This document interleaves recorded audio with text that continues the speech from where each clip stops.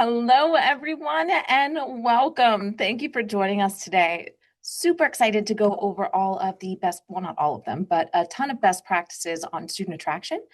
And we have got an awesome panelist with us today.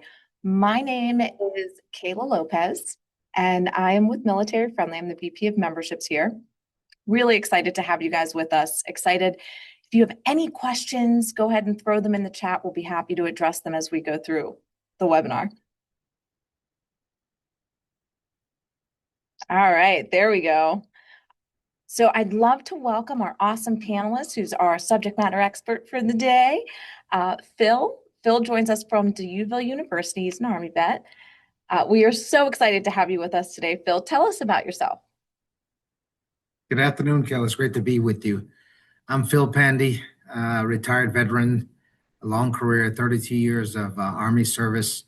Joined the military in 1983, served my entire career, been through different stages of leadership. My culminating assignment was as the IMCOM Pacific Command Sergeant Major, senior enlisted, where I was stationed in Hawaii, and I actually had an opportunity to travel the world, finally, where we covered Alaska, Japan, Korea, Hawaii. So if there were any places I hadn't been in my long career, I had that last assignment with IMCOM to do that.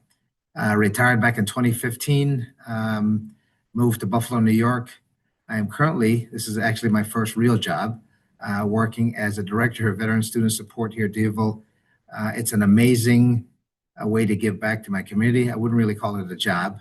It's fun, it's amazing, where I get to interact and work with our students to make this program as best as we can to support them. So good to be here with you today. Nice. Welcome, Phil. Thank you for giving us some background, and thanks again for joining us. I'm super excited to pick your brain and also very jealous of your world travels. All right, so first I want to talk a little bit about sort of building that foundation when it comes to attracting military students to your university. And it really all starts with trust, right? And different ways you can build that through the community, either telling the story of your university, of your students, of what that journey looks like, or the imagery that you're using, the web pages, the landing pages, all sorts of things like that, and how schools can leverage that to build trust within the audience. And so my first question to you is, what are some of the ways that you would recommend a school build authenticity into their messaging? All right, thanks for that's a great question. Great start. So I've been doing this for 3 years now, and one of my first engagement with our military aligned community. When I say military aligned, I'm talking about students whose mom and dad's benefits are being used, or spouses, and then the other category of veterans, active duty. We have a variation of guard that make up our population here. I think to answer your question, one of the first things was to understand how those different groups see DeUville through their lens.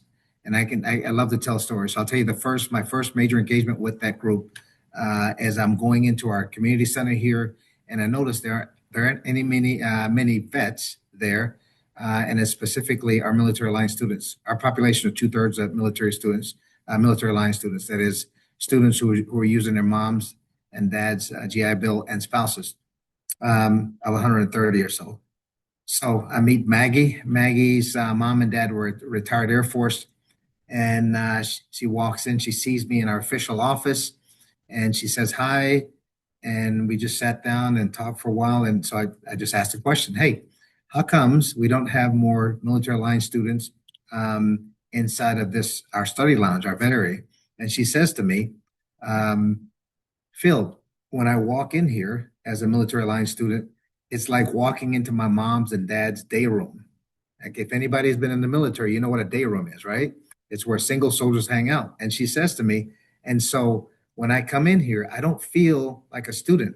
I feel like I shouldn't be in this room because my mom and dad's day room. And just looking at that challenge through the lens of that student in that moment, I was like, okay, that's a really interesting point. It's like, so if you want us to come in here, make it into a study room. So over the next couple of months, I went through a process of redesigning it, taking all of the day room oriented stuff, moving it to my office, We still have some really nice branding of the old Army stuff, the official flags, but it's in a lot smaller space in the office. And then that actual majority of space we turned into a student design, our logo, and everything else that it captured our military alliance. So it's a military alliance student support center. It's got all of the branding and the symbolism of that in there.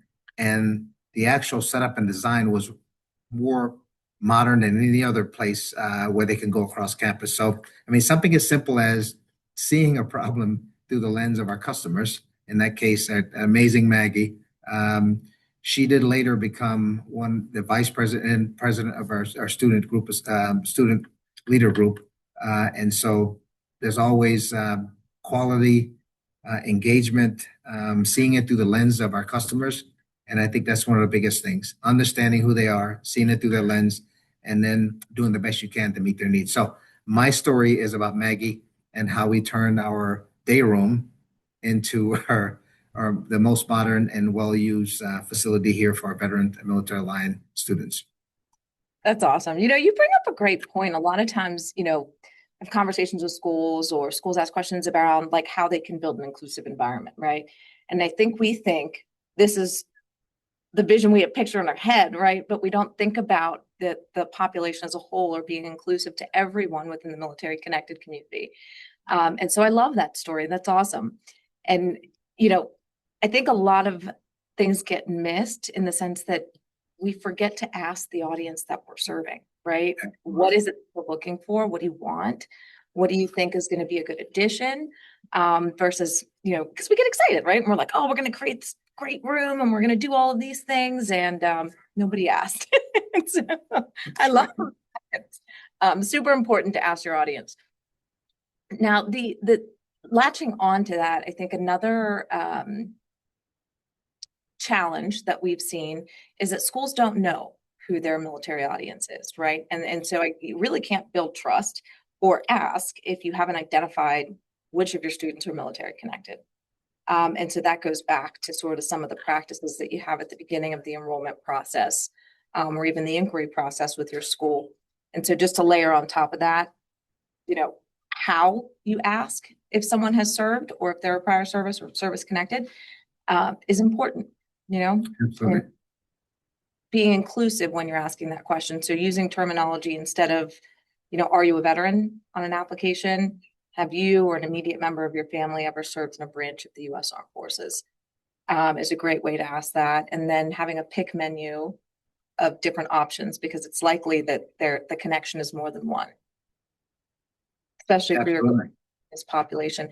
Have you found that your Guard and Reserve population step forward and self-identify, or do you find that it's more of your military connected or veteran students? I think what I inherited here, those two categories were pretty clear.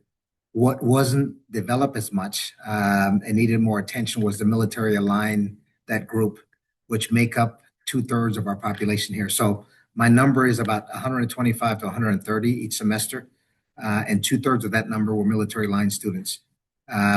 The guards, the reserve, the active duty, the veteran population are pretty consistent in how they self-identify, and I can track those in the system. My missing population turned out to be those 2/3, the other kids who didn't like my day room, right? So, but yes, I think even our process of identifying them, getting into those initial briefings, we're front and center with everyone, and it's not only the old crusty veteran. I bring our military line students, and they're the face of the organization. When they see at our retention tables, at our tabling events, they don't always see me. I'm in the background somewhere. They see our student. They see themselves. So military line, I always take a veteran. That veteran category is reserve, National Guard, depends on who they are. But the majority of the face of, in telling our stories would be, because that population is about 2/3, are young student athletes, mom and dad serve, and they're very energetic, motivated, and they tell great stories. That's awesome. I have a question for you. How, we talked about the challenge being getting them self-ID, right? And I know that some schools in the past or currently use reporting functionality, so benefits or an application fee waiver to track their military students versus a self ID process. How do you get your students to raise their hand and say, I am military connected? Yeah, so another great question. During our engagements or our tabling, we do open house for new students, graduate students. There's always a representation there. So I've got the branding, I've got all of the stuff that they recognize, uh, and each of the admissions folks, because we built such a great relationship with them, um, they know we're the SMEs on the benefits. So we kind of hit it from the angle of if there's any doubt in that question or that benefit that you're asked, direct them over to us. And we have a conversation. We start a conversation. So it's more than just self-identifying on the form. We're looking for an engagement. Okay, where's that question? And these folks will come find us. They will walk from the back of the convention center to come find us to bring that veteran or military alliance student to us because um, they just like how we engage with them. And instead of like continue to work on that lead and trying to get convince them, no, they just bring them to us, and we kind of take it from there. That's awesome. You have a very supportive staff that engages with you. And we encourage all universities to do that, right? The more that you can get everyone involved in speaking the same language and utilizing the resources, the more successful you're going to be. So a little bit, you talked about your roundtable and your open houses, right? And so I'm sure that there is marketing or social posts or things that go out into the public atmosphere promoting that. And a lot of times we'll see, and I shouldn't say a lot of times, but sometimes we will see stock imagery being used, Yes, right? And sometimes stock imagery just doesn't do the trick. absolutely. Whether it be because there's a flag on backwards, or someone's got a beard in a uniform, or someone's hair's not pulled back, right? Lots of things that could cause stock imaging to just kind of be a disaster. What are some of the things that you recommend for institutions to do to avoid stock imagery situations that may arise, or some of the checks and balances that they can put in place to ensure that the right messaging is going out, with the right imagery? Yes. So what we use again is seeing our university through the lens of the students, right? Military line, Veterans Guard. When you look at our Instagram, there are more personal stories with birthday shout outs, Veterans Week, what being a veteran means to me, the 9/11 celebration. When they see our social media and our campaign plans, and even our brochures, they see kids with parents who are military aligned and military linked, supporting 9/11, doing crayons and stuff. So there's a linkage there. And I think everyone in that audience, whether you're a military aligned student or veteran or active duty, wherever you are in that range, they see themselves. It's not stock imagery. And I've kind of got the lens being an old enlisted guy and served in all those years. I mean, I know about the flag. Which direction should it be, right? Uh, when we do our honor guard, we do things here, and it's all captured on our social media. If you take a look at it, everything that we do here is tailored towards that military audience in those three ranges and telling that veteran military alliance story. We have a Deauville honor guard. The honor guard for this commencement and our coin ceremony that we'll do here next week. It's comprised of student athletes who are military alliance students, mom and dads or service members. Um, they're lacrosse, they're a soccer team, they're field hockey, and they're now doing the ceremonial swords, right, as part of the national anthem. They see themselves. So everything we do, it's on a personal level and like, hey, I can see myself going to that school, right? It's not just this other thing that we have. And we're very proud of stories and put them on display. So I think it's a lot more, again, personal stories, and each potential recruit or each potential student, when they look at that imagery, whether they see us at the open tabling event or they look at our social media, they see themselves or something they can relate to. Yeah, that's so important. The storytelling piece. And I think a lot of time I keep saying a lot of times, I think I've said that like 6 times, but the storytelling gets missed.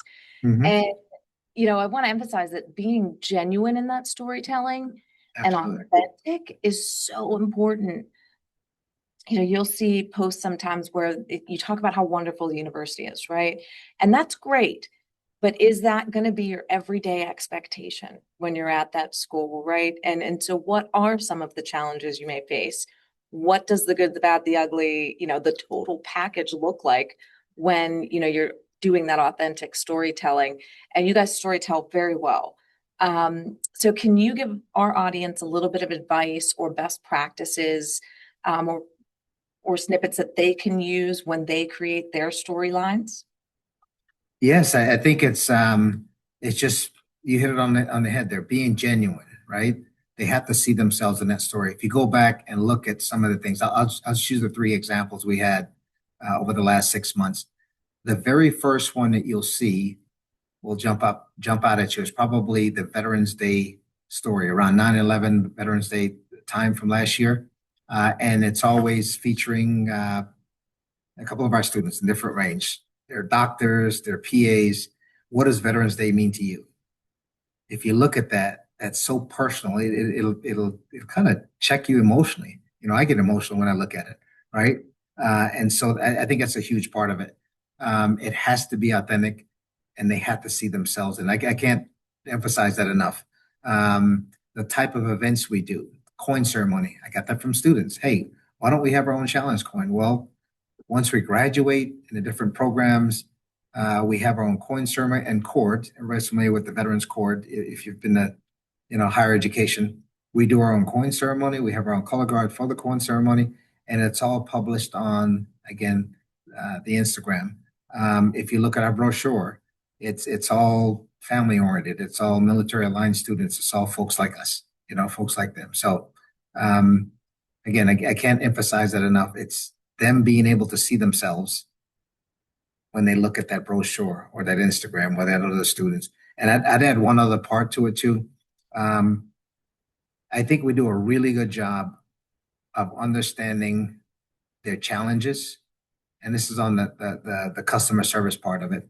There are things that happen in this university because it's not a very big one, but it's just big enough. That problem doesn't need to stall that veteran, whether it's getting them tied back into VA resources, or there's something that's frustrating him or her down at the finance office because, every once in a while you get lost in the system because you're a name and a number. They bring those problems to us. We understand what those unique challenges are, and we get those resolved.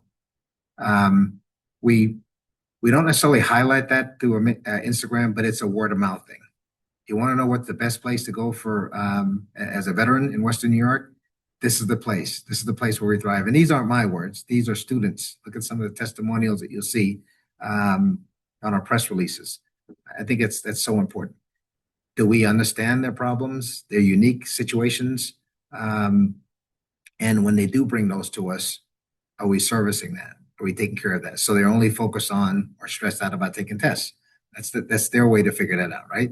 But not on these other things that will prevent them from going to school. Absolutely. And in my experience and from those I've talked to, the largest population of students who come to their university, military connected students that come to their university, is through referral, right? Or through that brand representation. Someone that they knew attended that university, or they saw something about someone that they knew, or they read a story where they could relate, like you said, and see themselves at that university. And aside from storytelling, are there other things or events or suggestions that you would have that would help schools to encourage referral traffic or encourage the public to just kind of get more engaged, whether it be locally or through partnerships? Yes, for our partnership, we are fortunate because we're right across the street from one of the biggest and oldest, most historic armory, Connecticut Street Armory. It's literally across the street. We do a lot of partnering and engagement. So if you look at some of those push-up competition and Veteran Day events, we were actually doing it in their historic halls. Another quarter of a mile to a mile down the street, there's the Niagara One Stop. We have an amazing relationship with them. Whenever we have events and activities, they're the first one on our VIP list. They'll come over. One of the ranking guy and gal are graduates and alumni from, from our school, years removed. We have them on the coin wall. We feature them for Veterans Day. So there's so much we can do with that community connection. And then through them, when they're doing things, when we have events that we're publishing, or I'll give you a great example of what we're doing here after our commencement. On the 16th of May, when they get together, it's a medical company. There's probably about 80 or so. They're PAs, they're medics, they're nurses. They're drilling that weekend. Guess what they're doing that weekend for about 4 hours? They're coming over here for 4 hours. They're broken into a round robin where the first 2 hours, after my briefing on school and education, generally how great and amazing we are and we support, they'll go into a simulation lab that the university is putting on for free, right? And then the other set of groups for 2 hours are going into a cadaver lab, that the live tissue stuff. Okay. The Army at like the tactical level, where you have these ready units, they can afford to do things like that. A reserve unit, a medical unit, is kind of far removed, right? They don't necessarily see things like that. So here we are, we're putting together, we can call it an open house. I don't want to call it a recruiting event, right? But you put all those things in that one bin and you get amazing engagement. They want to talk to us. They want to come back to the school. And there's some retention involved in that. There's retention because we have students that are actually here that are helping with that. And there's also some recruitment in that. So I think it's a great example of community connections. Now, what do we do in that? Every student that touches at any point this university and the engagement, they're going out either talking about our school or they inquire more on how they can come here, right? And that's where we come in. And again, it's not just the old crusty, salty veteran dude. It's all the students that they see helping and run these stations and do things. So that's probably the best example I can give of our community connection right next door in about 3 weeks when they do their annual training. Pretty cool. Yeah, absolutely. That's a great idea. I love that. I think when it comes to student recruitment, you really have to get creative, right? About where you're at and the messages that you're having going out and the partnerships that you're engaging with. And giving back is a great way to, number one, showcase all the resources that you have at your university and what that experience looks like. But it also shows a level of commitment back to the community. Absolutely. So important. You mentioned earlier the challenge coin ceremony. And I just want to go back to that and just ask for those on the call that may be unfamiliar with what a challenge coin ceremony is, if you could just give a high level overview of how you guys do your challenge coin ceremony. Yes. Okay. So we have a challenge coin. It's called a coin of excellence. The symbology on that, and I can pull one up here real quick, essentially captures. You remember that story I told you about our center and how it's no longer a day room? Well, the students came up with their own branding of it. I have one here. Bear with me a second. And so it's on a giant mural in our lounge, in our modern lounge. And so that's the face of the coin. The other side of the coin is the actual university and the symbols from that university. During that challenge coin ceremony, if I can find one, I will here a second. During that challenge coin, during the coin and cord ceremony, we do our color guard opening. We have quite a few attendees. Our partners here, the partners from the community come. Some of our board members, they like to be a part of that, so they're see it. So basically, in our Kavanaugh Theater, there's a full house. We do our honor guard. We open with that. We have a narrator. I don't do a lot of talking. I just do the formal part of explaining. The students are then brought up by each on a table, a display where the coins are. There's a plaque for posterity that they each go into like the alumni induction. And so we come up on the stage, big stage photo op. They're presented, their information is read, their programs, a small bio on who they are, and congratulations. They do the photo op and then they walk across stage. The actual induction is the coin by me or whoever our ranking visitor is then, and the cord, and then the photo op, and then they move on. Their family members are there. We try not to take too much time with the long speeches. However, there have been some times where we brought in like a senior person or like a former alumni that would give a short speech. When we're done from there, they play a video of all the medical side, their new degree, some of the photos from then, and then probably like a veteran video of them. That's about 3 to 5 minutes. Essentially, the inductees that are going into this class.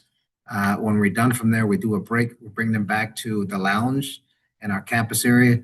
We do a great taco meal, and a lot of it's kind of like Hua videos. It's playing while their family members of them are there, and it's like a meet and greet kind of thing, right?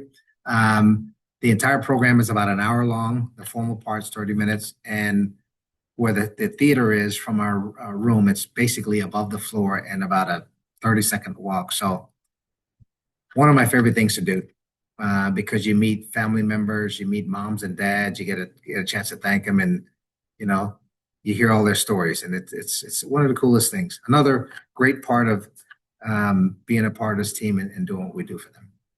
Absolutely. It's a great way to connect back holistically, right? The parents, the students, the children, everybody together. You mentioned the partnership that you have with the Garden Reserve Base and the engagements that you have when they come in for their week. Yes.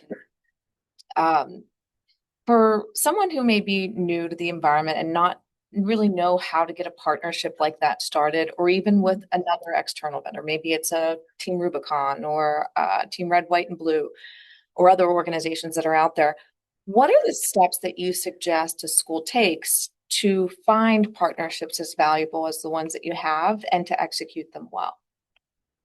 Okay, that's a really good one. So the armory across the street, after September 11th, the relationship kind of faded away. COVID had another, significant impact. So there wasn't a relationship. It was 10 or so years removed. I immediately go over there. I meet folks. As an enlisted person, you kind of show your IDs. You just walk around like, hey, where's the colonel at? Where's the sergeant major? And you just start talking to folks. And I think what I found with this particular partner was, what are your needs? And what I found was that example of, hey, we do a lot of guard and reserve stuff over here on weekends, and here's what the population look like. It'd be really cool if you came over and talk about education benefits. I'm like, I can do that. I know what that is, right? So I'm not recruiting for Deauville, because if you go into any of those places as a CSM or a command sergeant major or ranking officer, you can't bring in Deauville if you don't bring in Buff State or UB. You know how that works, right? So when I am there, I'm passionate about our service members and the community. I want to talk to you all about your benefits. And oh, by the way, I do have brochures and these other things, and we're right across the street. And so I thought that was the first part. The second part of that is, okay, Sergeant Major, and sir, what needs do you have? And that reserve weekend thing came up. We're medical units. You guys are a medical school. What type of partnership ideas do you have? Let me see. Okay, and so this thing comes up, right, along with other stuff, and then it turns out it's such a historic building in place. What are our needs? Not only do we want to be over here and support you guys, but it would be really cool if when we do our Veterans Week, we can host a push-up competition. And they have an amazing historic. That building goes back to like the 1800s. It's this large ball hall. My favorite spot in there. There's a motor pool inside the castle, right? What if we did events where we can bring our kids over, from these kids, their moms and dads who are in school? That'd be great. So we've done some events there. I love that hall. It's that giant flag. And what if we did our push-up competition here? If you look at our Instagram, you'll see every year we've done it. Some over here, but last year's one we did there. It's beautiful. It's just whenever I go in that room, I get excited, right? It's such a historic and beautiful room. We've also done tours there, right? Some of our folks here, our senior leaders, like, hey, what goes on over there? Hey, me to them, do you know there's a multiple? What's that? Like Bat Cave, vehicles, and there's actually a shooting range. Like, really? And so we've done things like that. But again, the partnership stuff starts with just meeting them and just having a discussion. Okay, what are your needs? How can we do this? And then just being creative. I don't recruit when you go into environments like that. We can walk into any military installation, base, armory, but I can't be a recruiter. I'm an advocate for students, service member, veterans, guard, and I can talk to you until the day's end about your benefits and why you should use them. And here's my story. And so those other things just lead to the other part of the discussion. Here's a brochure if you're interested, and then let's partner. So Yep. And that care, if you can't tell, I love telling stories. and that branding of authenticity and trust continues into your partnerships and into your community involvement, which is exciting to see. And that's, I think, what you've been able to foster such a great relationship with the resources and partners around you. It's because you're there to help. You're there as a resource, which is what they're looking for. And of course, that leads to stronger relationships. For those that may not be near an armory, right? Or you're like, we don't have a base near us. What do we do? You may be surprised at the local military pockets that exist, right? And they're just, maybe it's not in a traditional location where you would think about it, but getting out into the community and asking questions and engaging and talking to partners is really going to give you the insight on how your university can step in and help, and sort of become a premier partner for them as well. And so hats off to there and not being afraid to just right, hey, for you. So you mentioned earlier about the access to the bases, right? And Yes. we all know that's extremely difficult. And there are ways that you can engage, like we just talked about, by being authentic. How do you push that messaging out that you're there to help without crossing the line that you're there to recruit? Excellent question. So I'm going to give you another example of an initiative that didn't turn out how we intended it to, but it turned into another opportunity, right? So one of the top 3 programs in DeVille University is a chiropractic program. They run doctors of chiropractic, right? And so I've been here for 3 years. My first year, a couple of the seniors there approached me. Hey, Phil, we have this amazing idea about opening another avenue for chiro interns, where we would go over to a military base, right across the street, and we would provide free chiro. I mean, service members need that. Their PT programs, and I mean, that's an amazing idea. But what are the barriers to those ideas? So go back to your question. Okay, first of all, you just can't walk in and say, we're going to do chiro. The legal folks have to get involved, the spacing and all those things. So turns out, get through our connection to a couple senior enlisted and command master chief and E9s, we get up to the Niagara Air Base. I'm all the way at me and these professors, and I kind of gave them some coaching on how to do a PowerPoint presentation and how to keep all the military doctrine with physical fitness and all these things. And this Dr. Harrell, did an amazing presentation. Not too long, Doc. It's got to be about 3 to 5 minutes. And so we gave it to their community board to include the ranking senior commander for the air base. They thought it was amazing. The command master chief, they gave us a tour of this facility where this thing would be, and we're just rocking and rolling, and we're excited about this. In about 2 months, and then the lawyers got involved, right?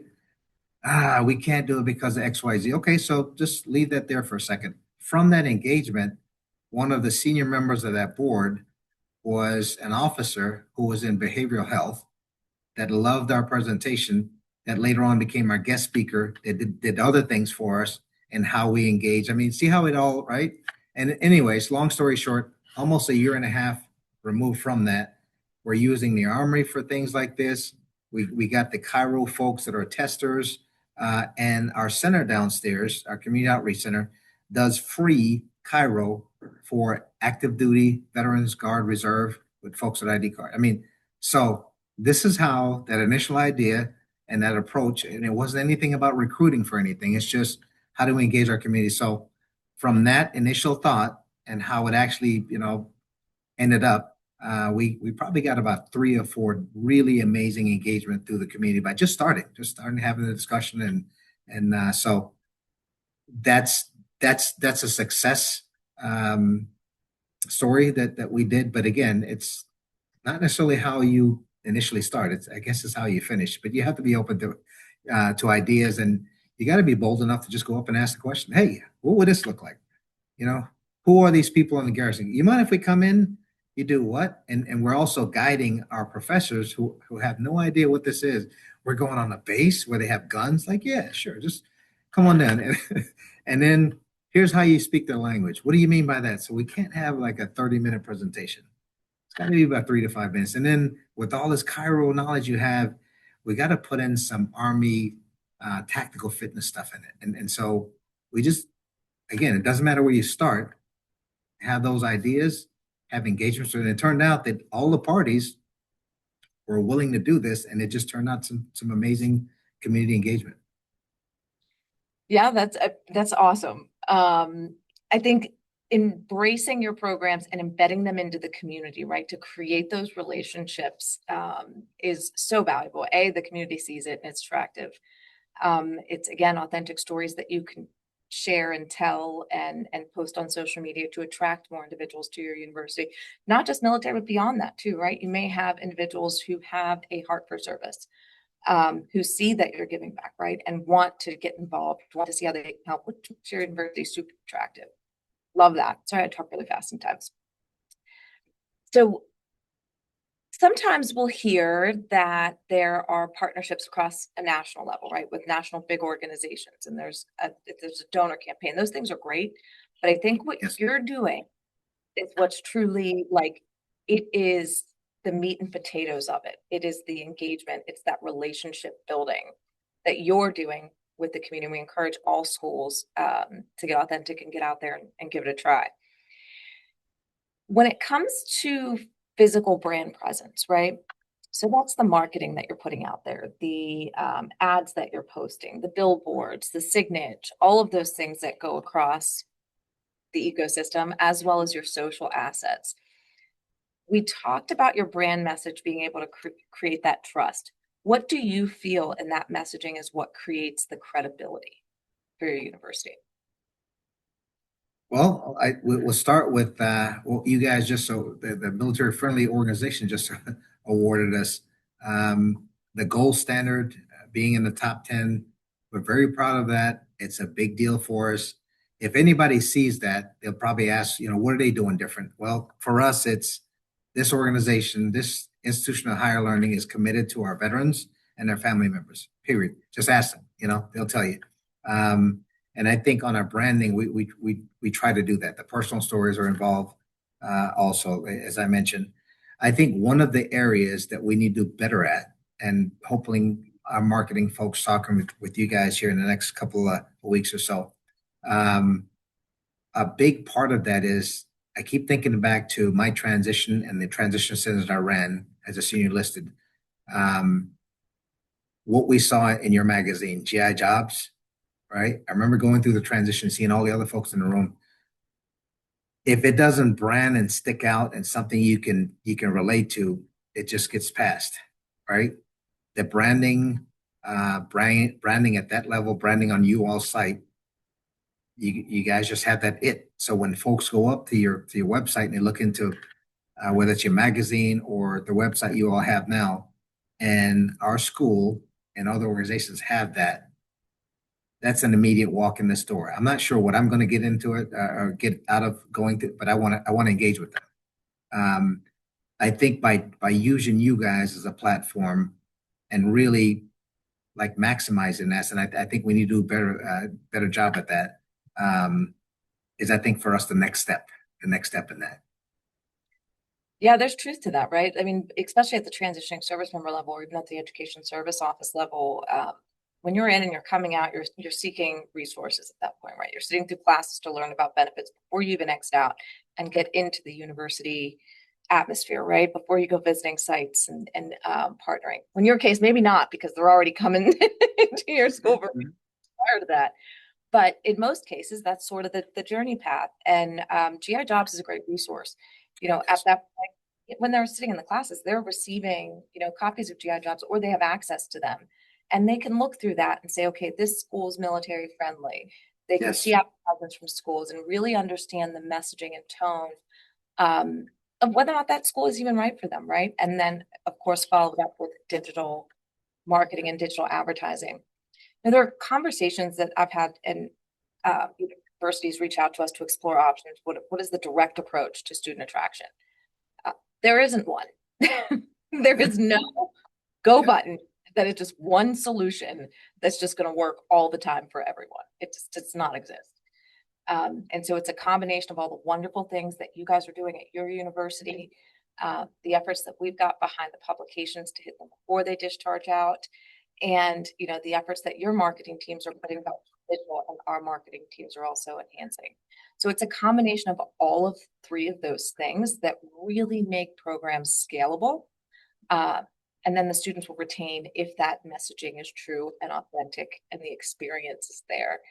Uh, in your opinion, Ray, what are some of the reasons why you feel that students stay at your In our school, in our university. Um, from talking to them, because I talk to every single one of them and I know their names, they just feel like exactly it? that You know the part. they thrive here. They thrive here. I know their stories.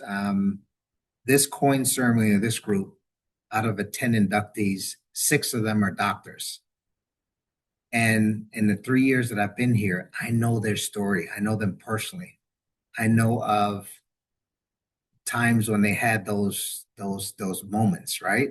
They came to me. They came to me right in this room here. And it's like I'm like a dad watching them graduate, right? So I don't know. It's that personal connection. It's that we do a lot of marketing, but you know what? We don't just say it, we do it. And when they go out anywhere else, they talk to other folks about it. I go up in the Cairo. One of the benefits of sitting here is like an old warrior, right? I go up there and I get some Cairo done, and they know me. I don't know who they are. Like, yeah, Cairo and Ed, and these are the PhDs or the doctors of Cairo will graduate. I heard about you. I hope good things. Do I owe you money, right? But I mean, they brag about this and they take so much pride in it. So it's knowing them when they have issues, and this is an old retired, service member thing. If they're not bringing the issues to you, if you ask them if they have problems and they're not bringing it to you, that you're so lost and out of touch, you're not getting it. If they're bringing everything to you, you know you're hitting the spot. And I think that's the difference. And then it took me about a year to realize it, but there are folks walking through this door, and this kid comes to me. It's our old day room story, right? One of our kids used to hang out in the day room, and he says, "Hey, Phil, you got a minute?" So I come in like, "What's up, man?" He's like, "Listen, this is not for me, but this is for a buddy of mine. He won't come see you, but I just want." That's amazing. That's great. At this university, this school, veterans thrive here because we understand their challenges and issues, and when they bring these things to us, we advocate for them. And so, as much as we can, and it's not a perfect world, right? They own their problems and their plans and their programs, but we're doing what we need to do for them to make sure that they're a success. And it's taken away all the layers of stuff that they have to deal with. There's a resource for you at the VA. Let me get you back into that. How are those things going? Like, no, we're not gonna compromise our standards in the school. The school you're going to be a doctor at Cairo. You're going to be a PA. It's hard, right? I want you focusing on that. We're not going to compromise that. But if there's anything else that's bothering you here that I can tie you into resource, I want to know about it and I want to help you. And they bring it to us. I think that's the difference. So we don't just say it, we do it, and it's alive through each one of these stories. So when we do our coin ceremony next week, part of what I do too is kind of just a little bit about the story, and I met them, and it's the coolest thing. That's awesome. Don't forget to tag us. We'd love to share it too. Yes, yes, yes, yes, yes. I will do that for sure. And for us universities out there, as you're doing campus for your military friendly student or your military students, feel free to tag us on social. We love to share stories and love to share all of the awesome things that each and every one of you are doing out there in the community to keep the military engaged and successful at your university. So Ray, or I keep big hats off to you. You guys are doing tremendous things at your university. And it's not easy, right? But you guys are seeing success in your top 10 for a reason. So hats off to you guys. Keep up the awesome work. Any comments or suggestions that you have for the schools or universities that are with us today on how they can promote success within their university? Yeah, I think again, just listening to your students, having the pulse of what's going on, um, and because they're partners, right? I'll just say this: I do have a great relationship with my partners around here. We're at the point where we're kind of setting the pace, and we're out front, but we're always looking for ways. If they ask us about how we do things, they're partners too. They're partners in this. And one of the things that I do when I do go out and I speak to these folks in different groups, look, um, if you ask me about a particular school or program that they provide and we don't, I will never say anything to dissuade you from going to that school if that's what you want, right? Because they're also partners. I just want your experience to be just like you have here, and I'll provide it to you. So for the partners out there, whether you're here in our community, just because we're leading the way, I mean, we don't see ourselves any different. You're still a partner. How can we help? How can we share the best practices? How can we engage with you? And there are a lot of everything that we do here. My local partners and my brothers and sisters out there doing it. We want to share. We want to engage. Call us. We'll call you for sure. If I have a question about any specific thing that you can help me with, I'm going to call you. And if you don't answer me, I'm going to come visit you. Hey, I need to talk to you about this. And so it's not really a competition. It's for me, in my heart of hearts, is are we all doing the certain standard things so everybody can benefit, right? So I just say that out to partners. Reach out, share things, look at those best practices. If there's something we do that we can share, please don't hesitate to reach out. I'll tell you our story, right? And I'll tell you how it works for us. But yeah, partners are partners. Absolutely. There's no competition. It's community. Absolutely. Wonderful. Like that. Well, we thank you guys for joining us today. I hope that you received something and lots of things that are valuable from today's conversation. If you're interested in speaking with our team to learn a little bit more about how Military Friendly can help you, we have moved to a memberships model. So we have lots of ways that we can help engage you and embed you into your local community, as well as on a national and also on the bases as well. So feel free to scan that QR code if you want to have a conversation with one of our team members. We would love to talk to you. And thank you so much for joining us today. We really appreciate you taking the time. And Phil, thank you for your expertise and sharing all of your fantastic stories. Great taking some time and hanging out with you, Kayla. And I am looking forward to engaging with you guys, our marketing folks. I really want to tap into what you guys do through the magazine, and that, I'm not gonna say what level, but we gotta bring up the funding to do that. I think that's that piece that we can really improve on. And we look forward to engaging with you guys on that. We look forward to the conversation. Have a great one, everyone. Thank you again for joining us. And hats off to you guys and your team over there. Keep up the awesome work. All right, thank you.